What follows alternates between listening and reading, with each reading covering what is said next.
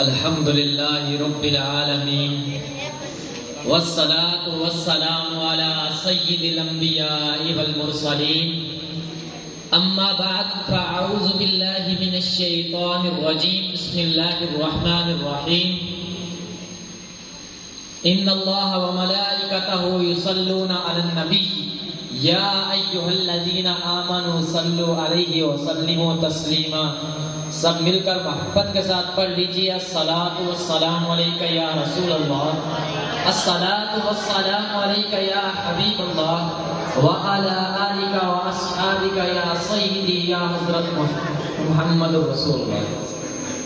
صلی اللہ علیہ وآلہ وسلم۔ اللہ تعالیٰ کی حمد و ثنا اور حضور صلی اللہ علیہ وآلہ وسلم پر درود و سلام کا نذرانہ پیش کرنے کے بعد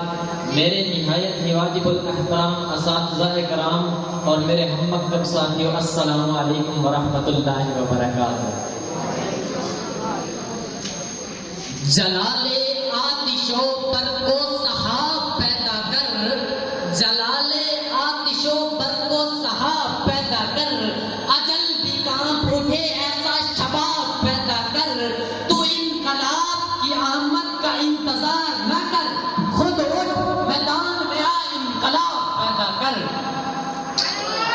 جناب والا، آج اس موضوع پر میں گفتگو کرنا چاہتا ہوں، وہ ہے میری پہچان پاکستان۔ سامعین کرام،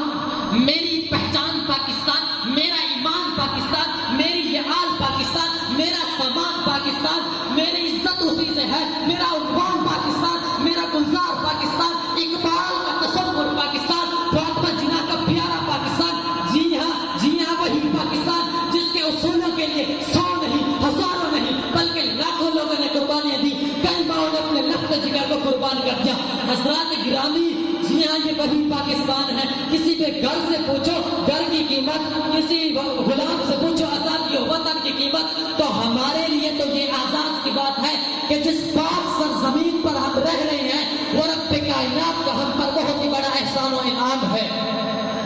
کہ اس مٹی سے وفا تم بھی کرو ہم بھی کریں، کہ اس مٹی سے وفا تم بھی کرو ہم بھی کریں، اس کا جو حق ہے ادا تم بھی کرو ہم بھی کریں۔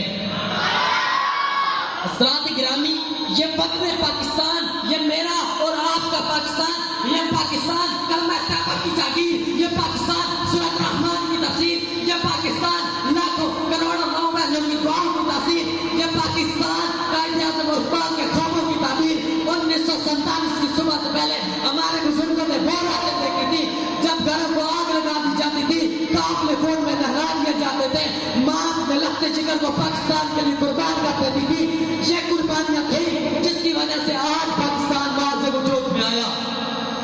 کہ ہم لائے ہیں طوفان سے کشتی نکال کر، ہم لائے ہیں طوفان سے کشتی نکال کر، اس ملک کو رکھنا میرے دوستوں سنبھال کر۔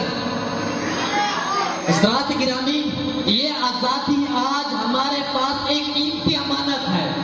سوال یہ ہے، کیا ہم اس قربانی کے وارث بننے کے لائق ہیں؟ کیا ہم اپنی محنت، کردار اور خودداری سے یہ ثابت کر سکتے ہیں کہ اب ہم اپنے شہیدوں کے خوابوں کو پورا کرنے والے ہیں؟ میرے ملت کے غیور نوجوانوں، یہ وطن پاکستان، یہ میرا اور آپ کا پاکستان، یہ پاکستان ہماری پہچان ہے، ہمارا فخر ہے، ہماری عزت ہے۔ اس کے لیے پڑھو، محنت کرو، ایک دوسرے سے محبت کرو، اور اگر وقت آئے تو سینہ تان کر کہو میری جان بھی قربان،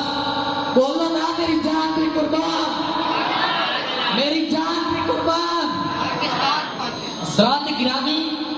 ہمیں فرقہ واریت سے بچنا ہے، نفرتوں کو مٹانا ہے اور ملک پاکستان کو ایک ایسا ملک بنانا ہے جو دنیا میں عدل، امن اور ترقی کی مثال ہو۔ یہ تب ہی ممکن ہو سکتا ہے جب ہم اپنی آنے سے اوپر اٹھ کر اس ملک کو اپنی جان سے زیادہ عزیز رکھیں۔ آئے میرے ہم وطن ساتھیوں، قدم سے قدم ملا کر قرآن و سنت کی نشر کو اپنا کر آسمان کی بلندیوں کو پرواز کر جائیں۔ آخر میں اپنی تقریر کا اختتام اس شعر پہ کرنا چاہتا ہوں۔